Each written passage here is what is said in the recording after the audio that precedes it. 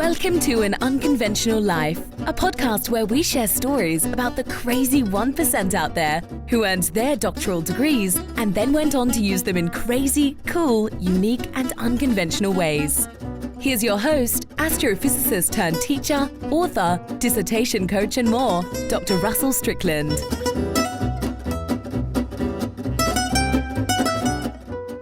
Hello and welcome to An Unconventional Life. I'm your host, Dr. Russell Strickland, the founder and CEO of Dissertation Done. And today I have with me Dr. Jocelyn McDonald. Dr. McDonald is an educational technologist, a podcaster, and a blogger. She works with educators in the K through 12 space, specifically relating to technology and the digital divide. I can't wait to talk to you about this because this is a very important subject for a group of people that's close to my heart. You know that I am big on education. Dr. McDonald, welcome. Thank you for having me. I'm excited to be here. You are so welcome. And want to let everybody know that today's episode is brought to you by Dissertation Done. So if you are an adult doctoral student who is getting ready to start the dissertation process or maybe bogged down in the dissertation process right now, reach out to us at dissertationdone.com/done. And we'll set up some time to talk to you, see if you might be a good fit for our Fast Track Your Dissertation coaching program, where we take our doctoral students from here to graduation, usually in a year or less, but always cutting years off your time to graduation. And if by any chance you've already graduated and you're out there in the expert space, you are a coach, consultant, public speaker, counselor, anything like that, and you'd like to get your name out there, there's no better way to expand your authority than by becoming a published author. So through our Expand Your Authority program, we take authors from literally the blank page to being an expert published author in less time than you thought possible. You can find out more by reaching out to us at dissertationdone.com/book. That's dissertationdone.com/book. So that's the commercial. Dr. McDonald, again, welcome and thank you so much for being here today. Oh, thank you. It's a pleasure and I'm honored to be a guest.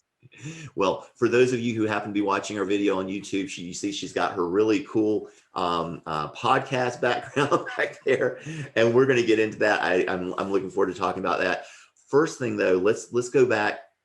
You told me that you have a really personal story about why you started this doctoral journey, and for most people, it's a crazy thought to think that I'm going to become a Ph.D. or I'm going to become a doctor. What was it that made you make that commitment, decide to take the plunge? Yeah, so when I was young and a little girl, I have a very close relationship with my grandmother, and I would always tell her I'm going to be a doctor and I was going to get this big fancy house and that she would have her own quarter of the house, her own wing, and I was going to be Dr. Mac.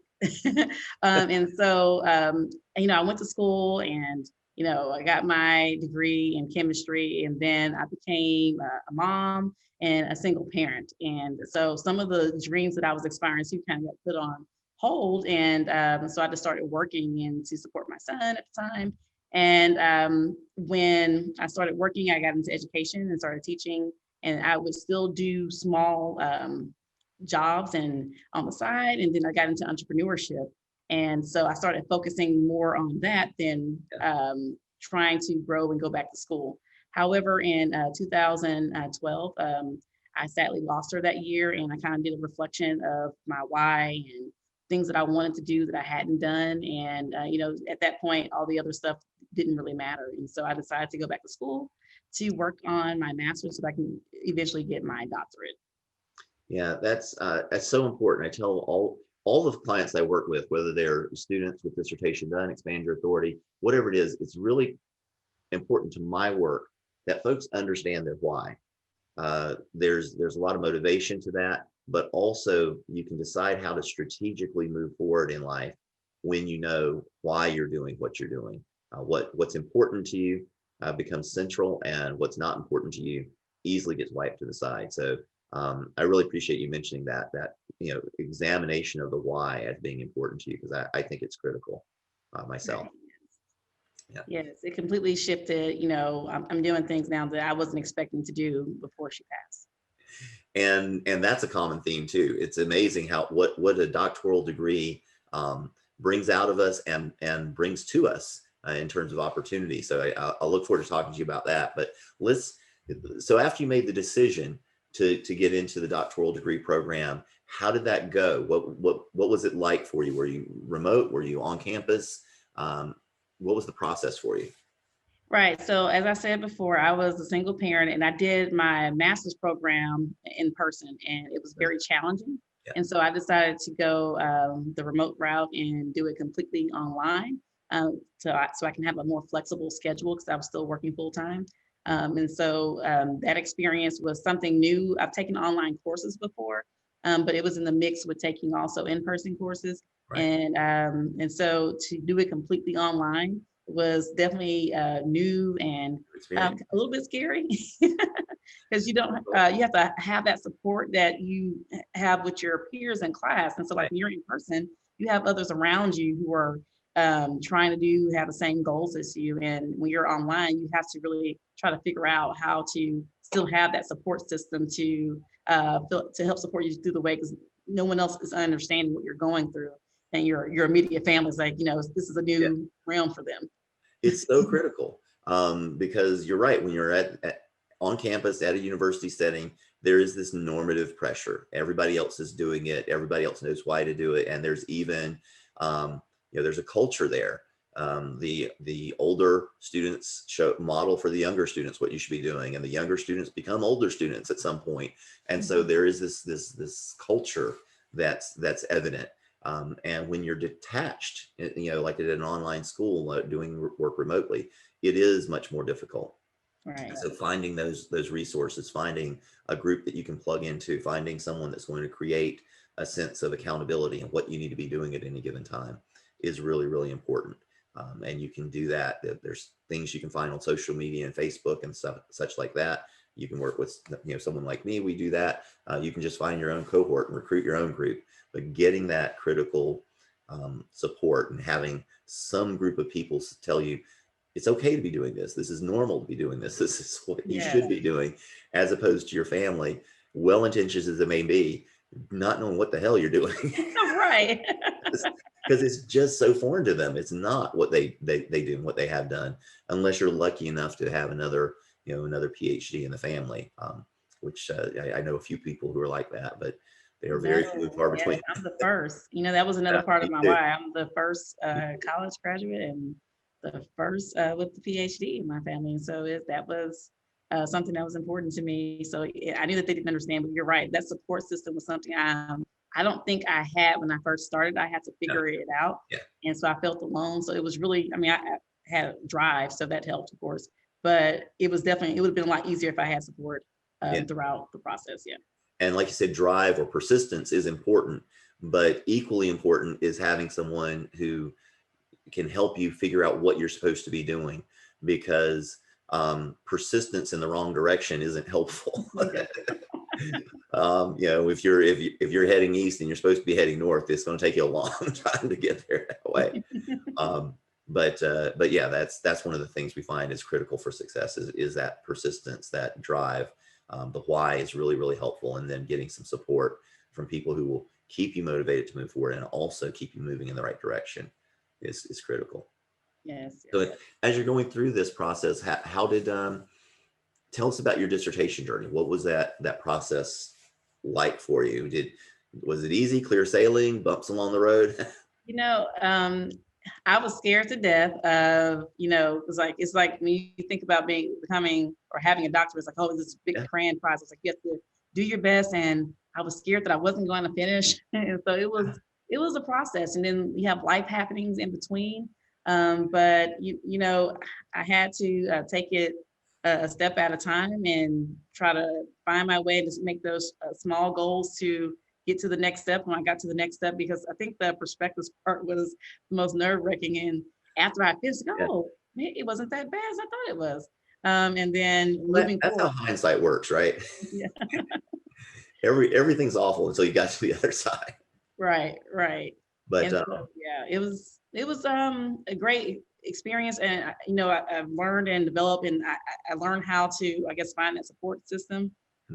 Especially with the online piece, finding others who are online and not being, I think, we're so used to communicating in person that we're now having to learn how to communicate virtually. And I think that was a challenge. and not knowing what to say or who to say it to, or having someone to kind of guide you along that way and not asking the right questions. And then you're spending more time trying to figure things out when you could have just asked someone a question to help support you, like which direction to go. Yeah. So One thing that I find has gotten lost in this, which is it's an odd thing, but whenever I've been associated with academia at any level, there has always been what I kind of call a department mom. Someone at the school, either in the department, maybe higher up in the administration. Often there'll be, a secretary, administrator of some kind. Sometimes there'll be a professor, but it's someone that's really focused on their students, easy to access, easy to talk to, knows everybody, knows all the processes, knows all of these things. And I know, when I was in grad school, for example, that if I ever had a question about something, I would go talk to Sandy. Sandy knew how to do anything and everything. She had authority over nothing, but she could make everything happen. She couldn't sign anything, but if you wanted something to happen, if Sandy wanted it to happen, you were in good shape. and I don't know that I've heard of that dynamic since we've gotten to, this online, this virtual environment where things seem to be much less informal. You've got channels that you have to go through. I hope that's not getting lost, because that's something that I know I relied on when I was, as an undergrad and a grad student, is being able to know those right people who were connected in and everybody liked. And like I said, if you wanted to get something done, you don't go to the person in charge. You go to the person who tells the person in charge what to do. So, so beyond the support issues, what did you think about, as you're starting to develop your dissertation and write and those sorts of things? How was that process for you? Was it something that was just work, but you felt like you went in a straight line, or did you find no? No, it was very hard because although I think I'm a strong writer, getting started writing has always been the problem, and going through the literature review process and trying to figure out how to write in the scholarly format was different from what the format that we're accustomed to writing before you get into a program like this. Right. And so the style is different, and not knowing if I had enough of the right sources, or if just not knowing if I'm doing it right, and just kind of putting myself out there to say, okay, sounds like it's going in the right direction. Do I have enough information? Is it covering what I'm wanting to do? And one of my challenges is trying to figure out like my topic and trying to narrow it down to see if I'm actually putting, I guess, into the scholarly world some information that's worth reading or needed by the scholarly community. We find so many people have trouble with that at dissertation done on multiple fronts. And the first is, again, understand your why. For most people that we work with that are, adults that are going back to school to get a doctoral degree, your why really focuses around getting your doctoral degree. It's not, I want to be a research professor. I want to get my doctoral degree so I can do other things, so that I can help people in certain ways. And just getting it done is what's really important. And so that's got to strategically start with your topic. The topic isn't something that you love or care about necessarily. It's something you can do and get from beginning to middle to end in a reasonable period of time. So many people will pick something they're passionate about, and it's like open-ended, and they don't know what it means to finish that project. And I'm like, well, does that really connect with your why? Is that really what you want to be doing right now? Because although this thing sounds very interesting, you're not here to do something very interesting. You're here to get a degree. And then other people will have this notion of, is this something important and relevant for the scholarly community? And they don't quite understand how science works. Science is not something where you take leaps and leaps and leaps. Science is something where you move things forward a little bit at a time, just here and here and here, just a little bit at a time. And so your work, by moving things forward a little bit, is valuable. It is what we do in science. And a lot of folks have these grand dreams, romantic notions of the dissertation changing the world completely. And it doesn't have to do that at all. It helps us understand a little corner of it a little bit better. That is the standard. And a lot of people feel disappointed about that, in a sense, that they're not changing the world with their dissertation, but what they're doing is enabling themselves to go out and change the world by helping those people they're called to serve once they have their doctoral degree. Yeah, so I had to hear that from someone because I think, like you were saying, I was focusing on a lot of the grand things and making it the best possible, and I still wanted that, of course. I had to hear someone say, keep it simple. Yeah. Once you get the title, you can go change the world once you're done. And I think that helped me to focus in that, I was putting too much in it being this extraordinary and kind of just focus in and hone in on what I could immediately solve, and I can continue my work afterwards if I want to. That's why they call it commencement, right? They don't call it termination. Right. When you graduate, they call it commencement. But yeah, I get this picture I have in my head of some sort of like reverse Icarus when people are talking about their dissertation, because it's like they're putting it on a pedestal that's so high that they're never going to be able to fly up there and reach it. And it doesn't have to be that way. You have to keep in mind, lots and lots of people have gotten their doctoral degree. It's only 1% of the population, which seems really small, but it's a big place right around here. That's still a lot of people. A lot of people have gotten this done, and you can do it too. Don't try to put this out of your reach because you're romanticizing it too much. Right. Yes. So once you picked a topic and you started that process of moving forward, then what was next? How did things go from there? So it took me a while to kind of narrow it down, and also trying to go back to whether it was going to be a quantitative or qualitative study. And I know that the literature review kind of determines what that's supposed to be, but I was gung ho on having a quantitative study because I felt more comfortable with. I disagree that the literature review needs to tell you what's going to be. You get to decide what your project is. Right. And when we're working with students, that's what we do first. We're like, okay, what's the why? What I'm doing right now, why am I doing a dissertation? Because I want to graduate. So the dissertation needs to get done. Quantitative projects, as much as people can be scared of them, they are faster and easier to complete than qualitative ones. It'll take you a lot more work, kind of physical work to get a qualitative project done. Right. Quantitative projects is maybe a little bit more mental work, but you can get it done a lot quicker and with a lot less effort. So that's the direction I like to steer people towards as well. And so you just have to ask the right question. So the literature review will support a quantitative study, because you can ask a qualitative question, you can ask a quantitative question about almost anything. It's just a matter of deciding what's driving things here. If you let the research drive things for you, you don't know where it's going to go, and you don't know if the direction it'll go is in line with your goal. It might drive you in a direction where your dissertation takes 4 years to finish. And I'd rather not do that one and do a dissertation I can finish in a year so that I can graduate and do something to help people with those other 3 years. Yeah, that's interesting you said that, because I think a lot of me, the questions that I was asking was driving me in different directions. And when I heard that keep it simple part, that's when I tried to change how I was asking the question. Because you're right, you can ask a qualitative question for just about anything. And I was getting steered to a qualitative way. And I was like, no, I want to do quantitative.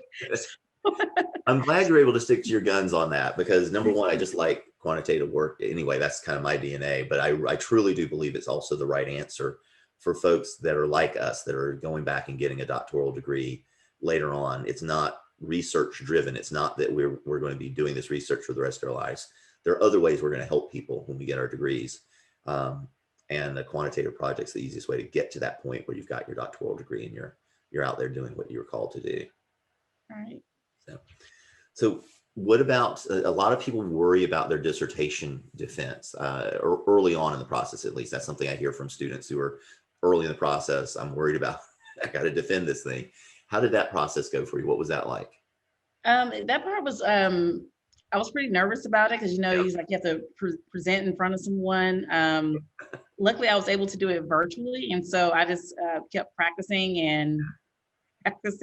But the defense part wasn't as bad as I thought it was going to be, because I had already done the research and I spent so much time in it. So I knew the content. So just discussing it was just a part of just sharing it in my own words without having to read this lengthy dissertation paper. So it was actually Dr. Matt, guys.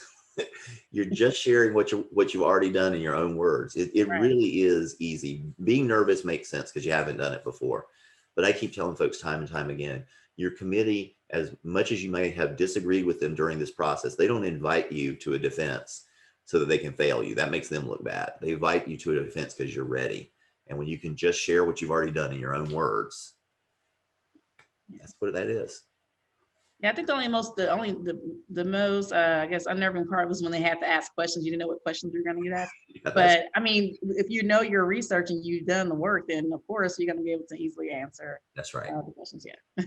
Yeah, no, that's true. And that is a nerve-wracking part. Again, most committees, it seems like these days, they don't try to ask gotcha questions, but I think there should be a few more of those in defenses these days, because you do want to make sure you're ready. So most people you meet when you're a doctor can be like, whoa, you're a doctor. Tell me stuff and I'll just believe it. But occasionally somebody's going to try to like knock you off your high horse, and you need to be ready. You shouldn't be on the high horse, but you need to be ready for, to answer people and to be able to defend yourself when necessary. So, yeah, normally that defense is more of a celebration and a coronation than it is a true trial for most students. Yes, I agree. Yeah. It was. I felt great afterwards. I was like, oh, that's it. Yeah, right. And then you get to start calling yourself Dr. Mac. Yes. Yes. So what was that like when you first, they told you congratulations and you're out there in the world now as Dr. McDonald? How did that change things for you? Oh, once you get a title, people start seeing you differently. And of course, the people who you were working with prior to or while you're going through that journey will still see you as, in this case, Jocelyn. But anyone who's meeting you for the first time, and they look at you differently and as an expert, and they're willing to listen. And it's amazing what getting 3 letters at the end of your name can do for you. And so it's now like, oh, doctor. And so like even when I'm working with people, they call me Miss McDonald, and Yeah. they think I might get offended. Oh no, I'm sorry, Dr. McDonald. It's like, Yeah. and so it's like they did something wrong by saying Miss. Yeah. And so just even the way they treat you is differently. And then of course you get opportunities that come your way because people want to hear what you have to say. Of course, the first question is, what was your research about? What is your, and so you talk about that, and it leads into other things and other opportunities. Yeah, see, I have found that for the most part, and I think most of our students will find this too, people don't tend to ask you about your dissertation too much after you graduate. I mean, in certain circles, they will. I mean, if you're talking to other people with their doctoral degree, then they probably will. Most people are either don't know or they're too scared to ask you about that sort of thing. And moreover, they just want to know how you can help them, right? That's just people everywhere. But they assume that you can help them since you're a doctor. But yeah, that notion of, people that knew you when, you're still the same Jocelyn, right? Right. Your kids don't all of a sudden start calling you doctor, and I tried to become Dr. Mommy at a point. For at least I think the first week I made them call me Dr. Mommy. So with COVID and everything that's going on right now, this doesn't happen anymore. And I'm not sure how many people do this, but I know folks that used to go, and as soon as they would graduate, as soon as they finish their defense, you go to the airport and you page yourself. Paging Dr. Mac, white courtesy phone, paging Dr. Mac. Yes, I'm Dr. McDonald. Let me through so that I can get to the phone and take this important phone call. So, Right. But just to hear that name is something. Some people can think it's whatever, selfish or stupid, or I don't care. You worked hard for it. You earned it. So I have to tell myself that quite often. Like I worked hard for it, because when I said, okay, so I'll be okay with still being just Jocelyn or Miss McDonald, because people were still adjusting to it. Yeah. And so, no, you worked hard for that. You deserve to be recognized and for all your work. Not everyone's doing that. And so I had to become okay with that myself. Yeah, everybody's going to do things their own way and figure out what makes sense for them. Personally, I try to use the title professionally, so that prospective clients and the folks I'm working with will at least know. And then personally, I don't tend to use it at all. I mean, it might be, if someone asks me to fill out a form and it's check Mr. Doctor, I'll check doctor, but I don't go around asking my kids' teachers Yes. to call me Dr. Strickland. But to each their own on that. I do advise folks that once you earn that degree, you use that title professionally. It makes a difference, and you shouldn't hide from it. You did work hard for it, and like I said, it does make a difference. It opens doors. What doors did it open for you? Well, I was able to start my podcast since I had a voice and people wanted to hear what I had to say. So I was like, well, let's share the wealth and use my new expertise, quote unquote, new expertise that was already there prior to, but to share with others and help develop. And so the podcast turned into one thing, and I started blogging about my expertise. So now my voice has words to go with the podcast. And then of course I do professional development. So I'm developing others. And when you have a title, of course, people are looking to, oh, Dr. Mack. And so they want to hear what you have to say. Yeah. And the other thing is that I leverage it to also support the community. And especially for me, something that's personal for me is also being representative of other African Americans in the community, and showing that you can still have a title, still you can get the work. Because I'm the first one to get a Ph.D.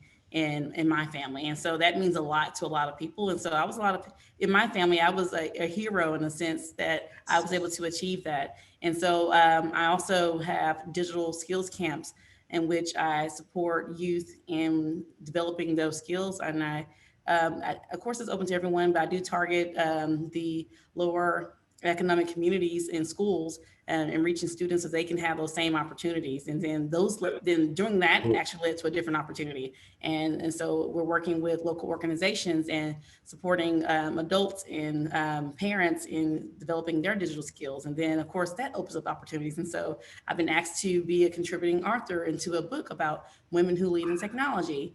And so it's like the opportunities it just keeps pouring. And, once I finished my doctoral program, and also boosted my confidence a lot to be okay with putting myself out there. And I felt more comfortable putting myself out there than I did prior to. And so now I'm presenting at conferences, I'm consulting, I'm working with small business owners and entrepreneurs who are looking for creative ways to leverage technology to get themselves out there, and don't have the Fortune 500 budget. And so it's been very, very fast. I've done so much since I finished, and it's still going. That is so much to unpack. We talk about the opportunities just flowing. Let's rewind, go all the way back. The podcast. I want to talk about the podcast and what it's about and who you're helping. But inside baseball, because I bet we've got some folks in the audience who are like, how does this whole podcast thing work? I'm doing a podcast, you're doing a podcast. What was that like to you getting that started? And what is it like doing your podcast?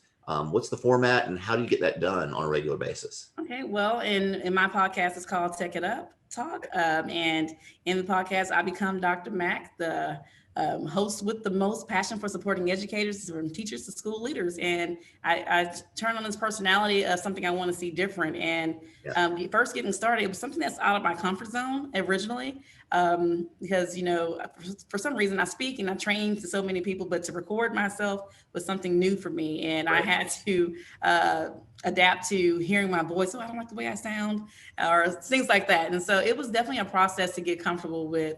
But, I did a little research, and I have to tell myself to be okay with continuing to grow and develop. And so I started with small pieces again, like I did with the dissertation, and until I got more comfortable with it. And when I started getting feedback, oh, this is great information. I love it. I love your format. And so the way mine is structured, I have 3 segments. And in the first segment, because mine is on educational technology and making an impact for teachers and school leaders to create environments for students to learn and adapt to our 21st century learning needs. Right. And so the first part, we're talking about the depth and breadth of problems and challenges that teachers and leaders face, especially now during our current time. And the second segment is really talking about, it's called Get Your Tech Together. And so what tools do school leaders or educators need to have in their digital toolbox? And then the last segment is kind of going to tips and best practices to leave them with to consider about that topic for the show. And so that's how it's organized, and for each show. And I sometimes it'll just be me, and sometimes I'll have guests on. And that last part with the best tips, I call it the tech smackdown. And so they're going tip for tip, and it's supposed to engage the audience to share who they thought had the best tip when they're leaving those best practices.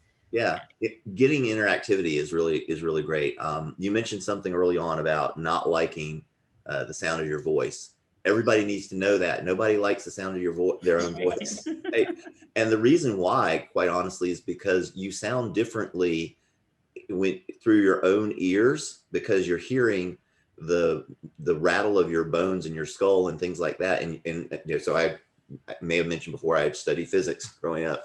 That's kind of where that sound is coming from. There's a lot of it that's coming from your head, and it doesn't all get out into the air. And so when you hear a recording of you over a microphone, it is a different voice than what you're hearing in your head. And you're like, that's not what I sound like. So it's not a bad thing. It's just a thing you're not used to. And people tend to think I don't like this thing because it's not what I grew up hearing forever and ever. So get over it. It's okay. Nobody likes the sound of their own voice.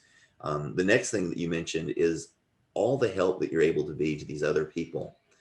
One of the things that my coach talked to me about, my business coach, is that you've got to go out there and be out in front of people in order to help them. It's not about you, it's about them. And so many people say, well, who am I to get on camera? Well, in your case, you're Dr. Mac, right? And a lot of our audience, that's going to be the case too. These are people who've studied and gotten their doctoral degrees. You have a story to tell. You can help people.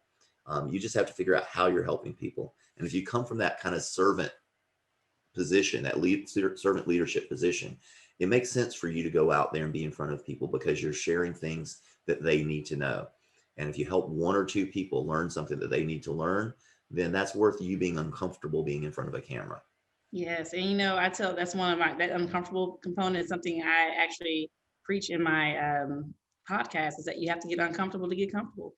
Yeah. And so it's the same thing with technology, with life, and to get good at anything. And you know, you're not going to be great at it the first time. You have to keep striving and put forth that effort, and know, like you just said, you know, it's not about them. It's about not about you. It's about being the servant of your work and what you're trying to accomplish. And that's something I have to be okay with myself, and in supporting other people. It's like, you know, this is bigger than myself. I'm looking to, you know, close gaps, and to do that, you got to put yourself out there. Another one of my mentors, he is a really good presenter, very comfortable in front of people. He does it all the time. And he shared his very first presentation. And he was this total nerdy guy, had his head shaved almost bald, but not quite, and wearing these weird glasses that were kind of tinted, and just standing there very stiff and trying to present to people. You would have never in a million years thought that those were the same two people. And the point that he had to make was, be grateful for the fact that when you start out, no one's listening to you. It gives you time to cultivate your voice. So unless you throw a lot of money into advertising, whatever platform you start working on, whether it's a blog and you're writing, or a podcast and people are listening to you, or you do a YouTube channel, whatever it is, people aren't going to be following you immediately. It starts slowly and it builds, and it can build and build and build, and it can build quickly at some point. But during that process, you're going to find your voice, and you're going to start to become more comfortable with the new things that you're doing. And the people who find you later on and who want to see all of your stuff, yeah, they'll go back and see those first ones, but they're going to be a lot more forgiving of you at that point, because they will have gotten to know you by some of your later work. But you can't do your later work. You can't write chapter 5 until you write chapter 1, and you got to get out there and do it. So if that's something that you want to do at all, if you want to get out in front of people and help people, bottom line is do it. Get out there and do it. We're happy to talk to folks about how to do it. I love helping people with those problems, but you don't need that, you know, to get specific coaching or help from me to do it. There are lots of ways you can do it. Go out there and do it if that's what you're called to do. So, so I appreciate we've taken that little tangent, because that's so cool to me to understand how people, you know, peel back the curtain a little bit. What is the podcast about? Who are you helping? And you know, you mentioned a little bit about the tech smackdown and so forth, but who are you helping, and what are you doing on the podcast? Right. So my podcast is geared and really speaking to educational leaders, especially those who are in educators and teachers who Yeah. support K through 12. Okay. And I'm sure those who are post-secondary can benefit from some of the knowledge that I share too, Right. because we're all adjusting to the leveraging the technology to maximize instruction. But it's just that. So I'm reaching out to put my voice out there, in public education. It's so many things that are going on, and just this is a way that I can step out of those walls of public education to kind of close some of the gaps that I see. And that I support when I'm working with campuses, schools, and teachers all the time. And to bring on other guests so they can hear voices from their peers allows them to not just hear it from me, the expert, but to also bring voices of experience from others who are also in the work in the same capacity as those who may be listening. And so I'll have educators, I'll have administrators, I'll have instructional technologists or educational technologists like myself. Yeah. And we're just having casual conversations and having real conversations about. Tell us about one of your guests, like an interesting story that came out of your podcast. Tell us a little bit about, can you have an example of one of those?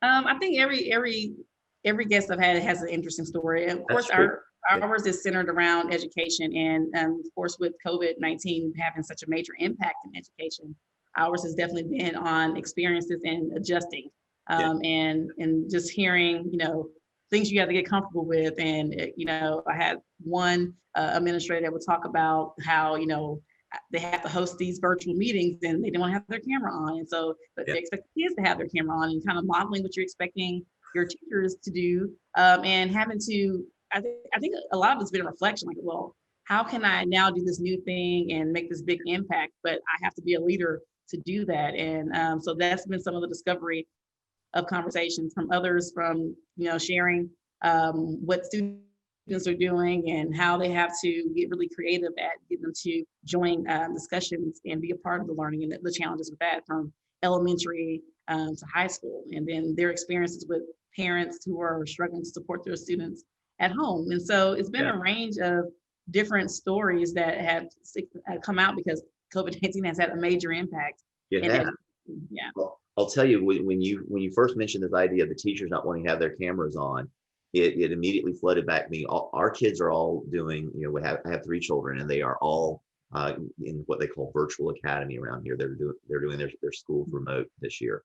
And first of all, it took a while for us to get to the point where we could ask the kids to have their cameras on, because our school system was very respectful to the fact that some kids actually would be embarrassed to let people into their house, that their home wasn't something that they would be comfortable sharing with their school. And that's something that I understood, but also didn't realize for a while, because right now where I am, I'm in like a corner of my office, and that camera is not going to pan around to the rest of this office right now, because it's my home and it's real, and it's not necessarily the image I want to project all the time. And so I can get that. But it goes deeper for some of these kids, that they could be embarrassed and ridiculed and bullied over, the state of their home. So I took that to heart. And then it was nice to see the school starting to teach them about, these virtual backgrounds. So you can put up something behind you that now people don't see everything, and they could get the kids on camera. Because I thought that was one of the things that was really missing early on, is you want these kids to be able to see each other, interact, to socialize a little bit. They're really missing the social aspect of school, which is critically important to these kids' development. People say, well, that's goofing off, or that's whatever. I mean, yeah, to some extent, teachers need to crack down on it when you're in school, but when you don't have it at all, it's a huge component. So anyway, the story that I thought about when you mentioned the camera is, some of these kids aren't bashful at all. and I remember my elementary school daughter, all sorts of things. My elementary school daughter's teacher, I remember very distinctly one day hearing her ask, let's call him Ralph. It wasn't his name, but Ralph, are you in bed? Are we supposed to be in bed while we're in school? Because he was there, like, lay back in bed, apparently, with the camera on. And I needed to start. I should have done this back at the beginning of the school year because it's gotten to be a little bit more normal now. But I needed to start a little blog on things I heard my kids' teachers say during lockdown, because I don't think that any of these teachers thought they were going to be saying to one of their students, "Are you in bed right now while we're in class?" Right. Before this year, that was not part of their training when they were learning to become a teacher in college. Make sure Yeah, you're and out of bed while they're in class. Like, you mean so they can go to school? Nope, nope, nope. They're going to school in bed. Make sure they're yeah, going to school in bed, still eating breakfast, still getting like the complete normalcy has changed. it's very And different. It's that's very, some of the things that we talk about yeah, in the podcast. So those are definitely the challenges a lot of educators are facing right now, and having to still make that impact, but still deal with the situation, the environmental, yeah, and not having the control on the other side of the camera. yeah, yeah, that's true. I mean, it's really the name of the game has certainly changed. That's absolutely true. Um, so you mentioned the podcast. Is the blog pretty much the same as the podcast, just in a different format, or is it a very different thing? Well, no, it's they're aligned, and so we're still supporting. So I'm putting out tips, best practices, and sometimes I'll align it to the podcast itself. Others will just be this blog on best practices in education and tips and services to support having a 21st century classroom that's engaging for students.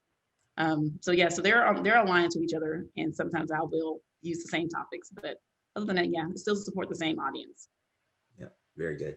Then you mentioned some services that working with, is it working with educators or working with the kids? What was that you were doing in Oh, so well, I support educators, so I do consulting work and I do professional development. However, I also host where I organize a free camp for students to be able to come and learn and develop digital skills that, especially like I was saying, I target the lower income yeah, schools, students who are at those schools who may not have parents who may be adverse in technology, or these are not the norms that they have every day in our yeah, society right now, especially more so now. It's important to have these skills to kind of move and progress forward. And so we worked on like digital portfolios and getting comfortable with the Google platform.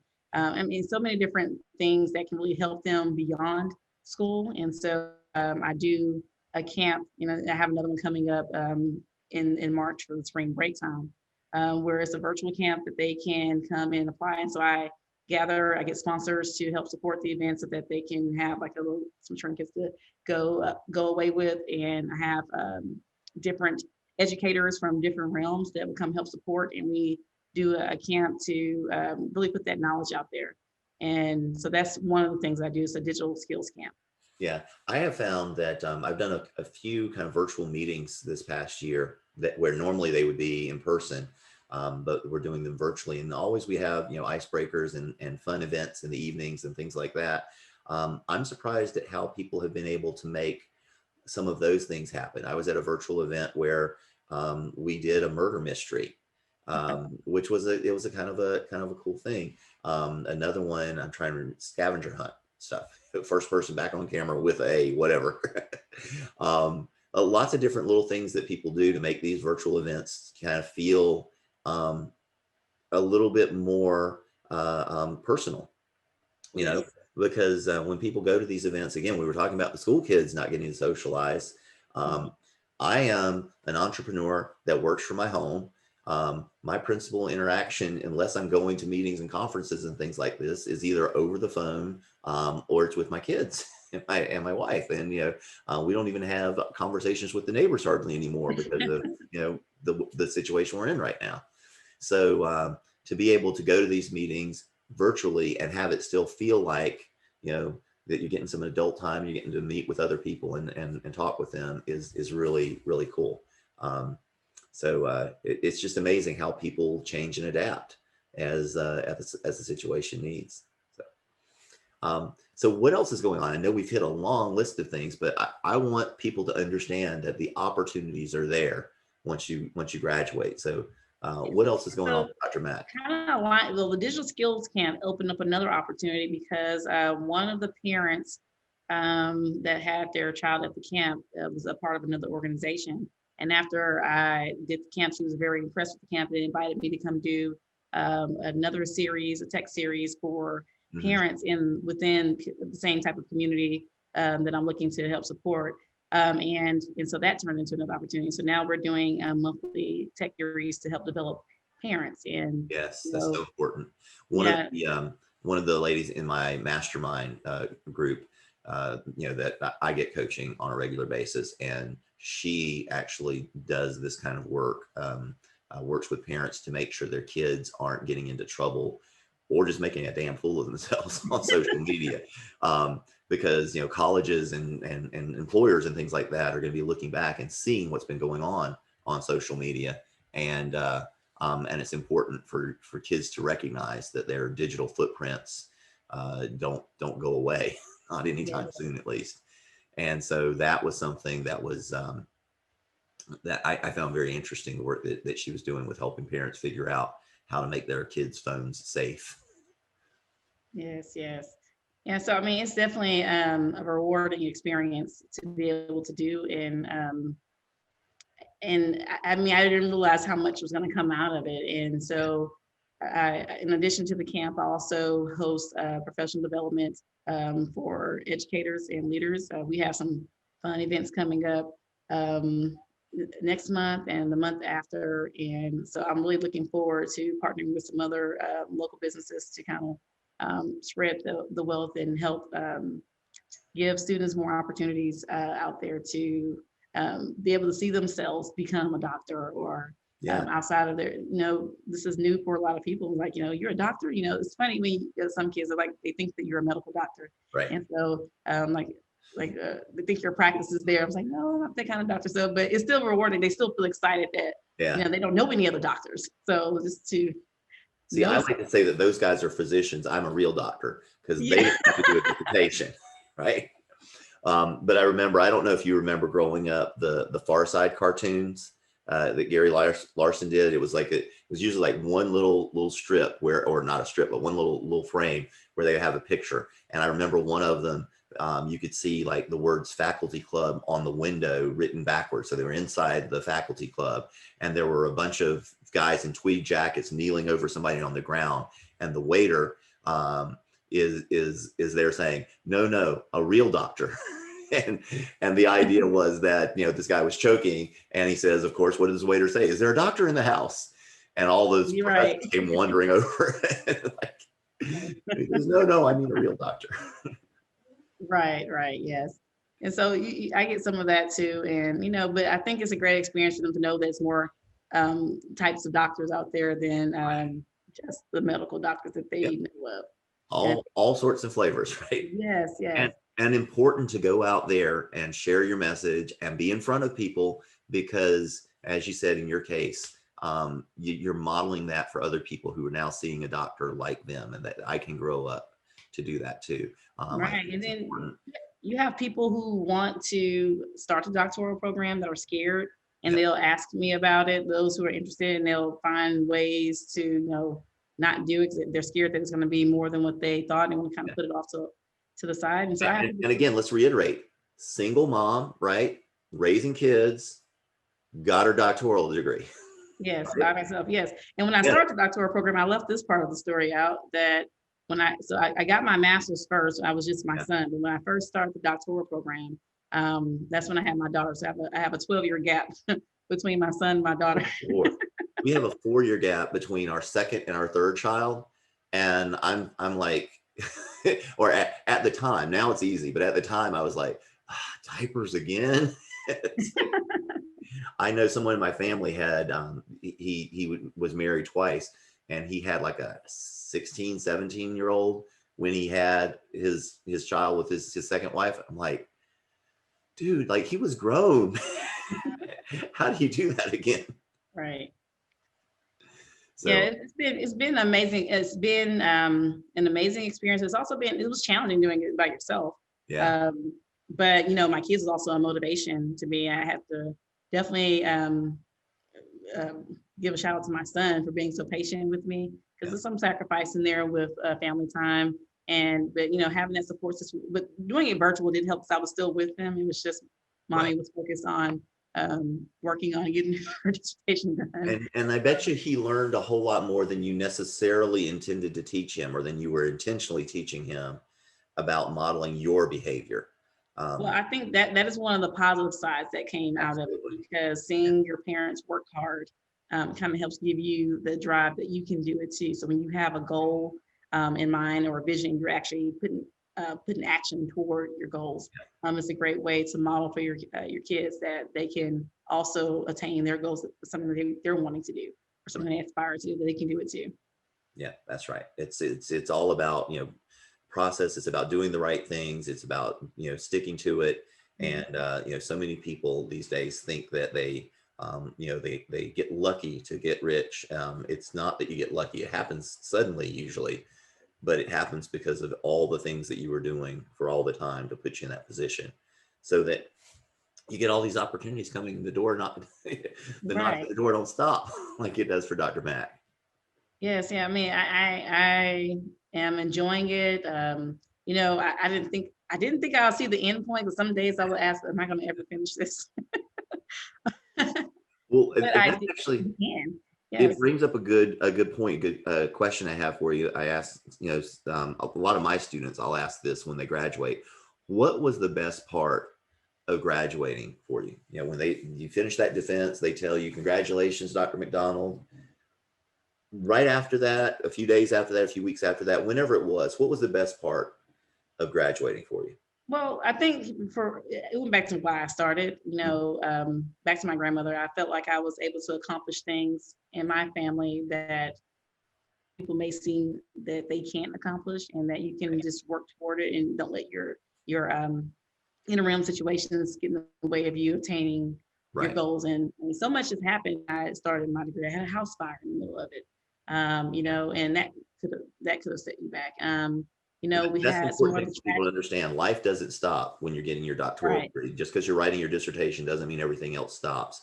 So yeah, we've had students that have overcome so many quote unquote little things. They were big things at the time. But as you look back on them, you're like, well, that was just a bump in the road, because I knew what I wanted to do. I knew why I wanted to right. do it. Um, And there'll be bumps in the road. So, I mean, there were plenty for me. I feel like I had a cloud over my head some days, but I yeah, mean, it was definitely rewarding when I finished, to know that I was able to set a goal and attain it, and then to also be an example for others, and even in my community, that others can do the same, yeah, be successful and put their work towards something good. And especially for young girls, just know that you can go out there and do what you want to, and take charge, and make a difference, and make a really a positive impact in right. our society, and leave a great footprint, which is what I'm looking to do with my work.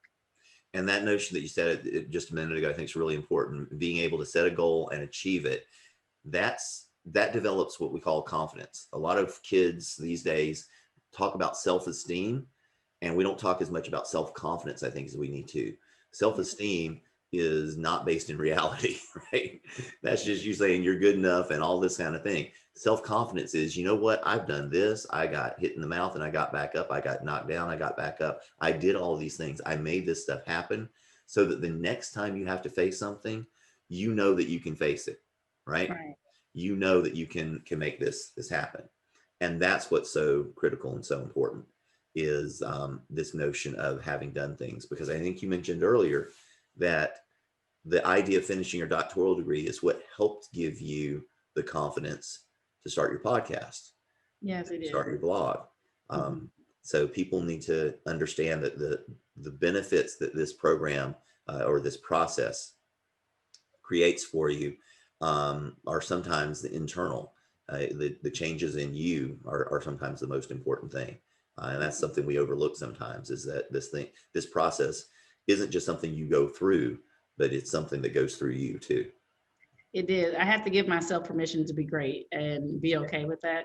Yeah, And sometimes you're always worried about what others are thinking of you, but giving yourself the credit that you deserve. And you're going to have people who are going to tell you to different things, because they don't understand what you're going through, or the process and the sacrifices you're making. And they give you advice because they haven't had to go through such a thing. And so they don't always understand.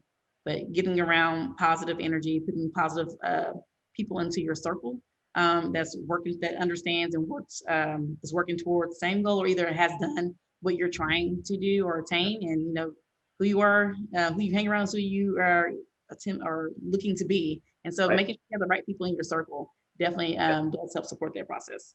Yep.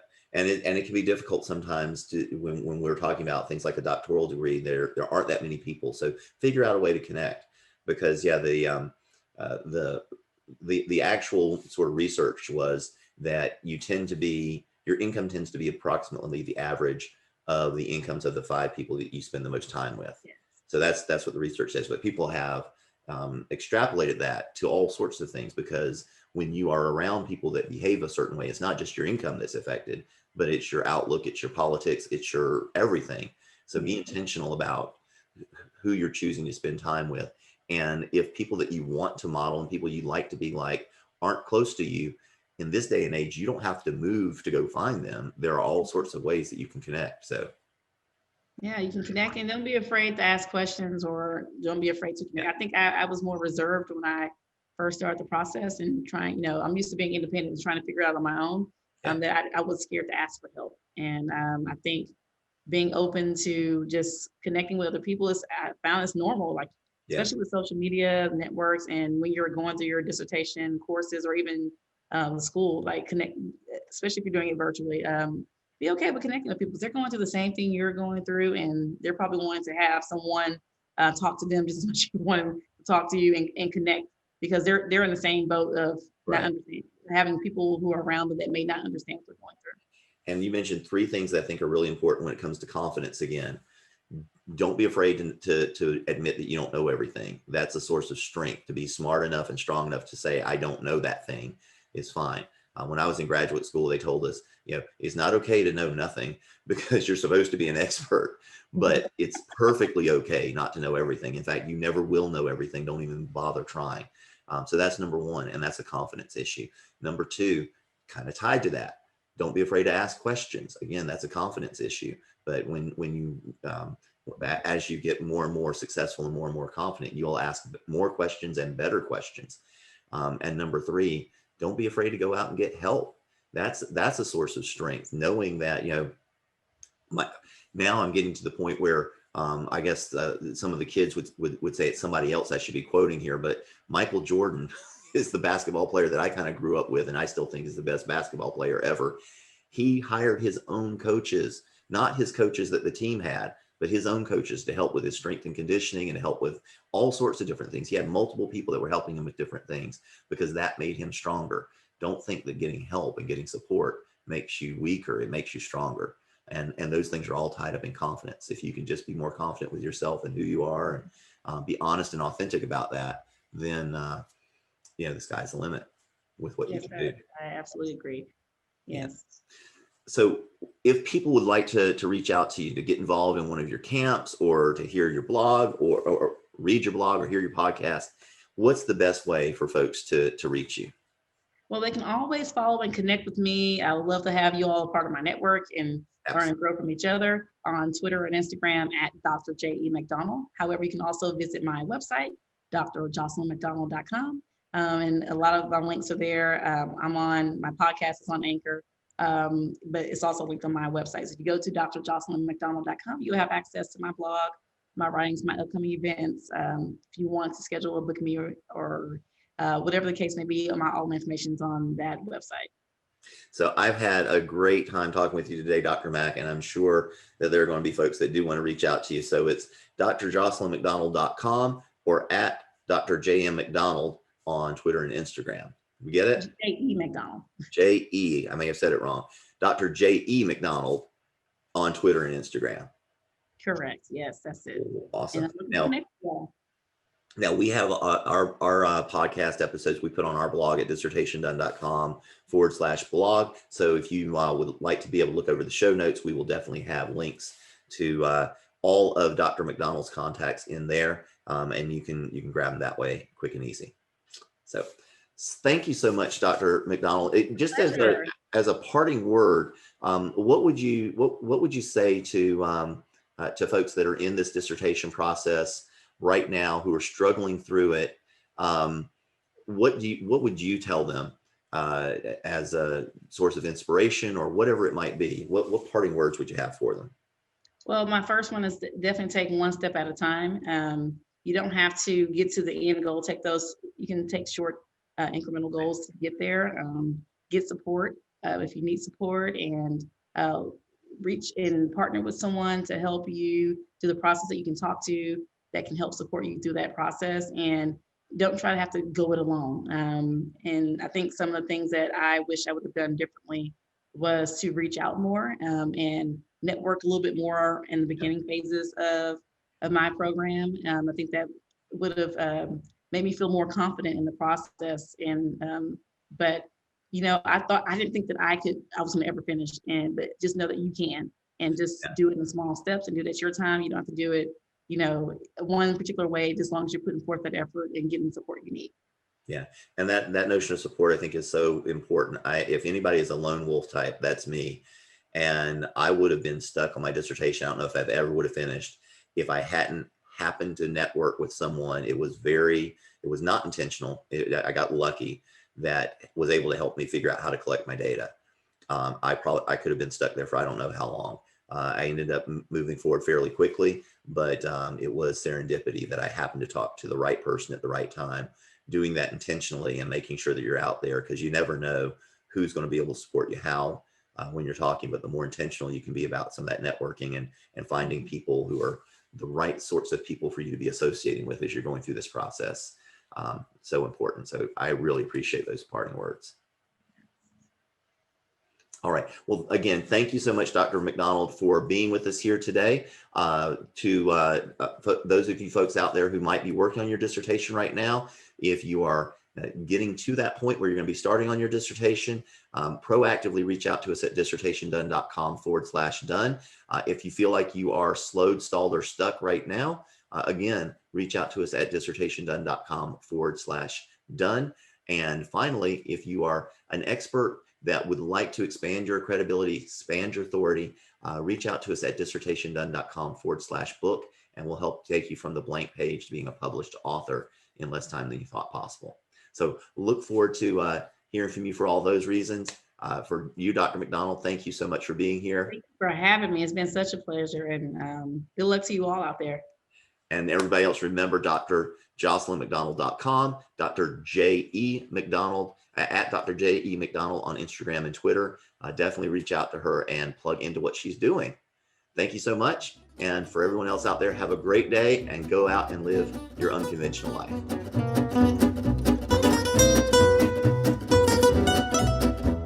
This has been An Unconventional Life. Thanks for listening. If you enjoyed today's episode, subscribe now to keep getting inspirational stories of unconventional lives as soon as they're released. Until then, go out and live your best unconventional life.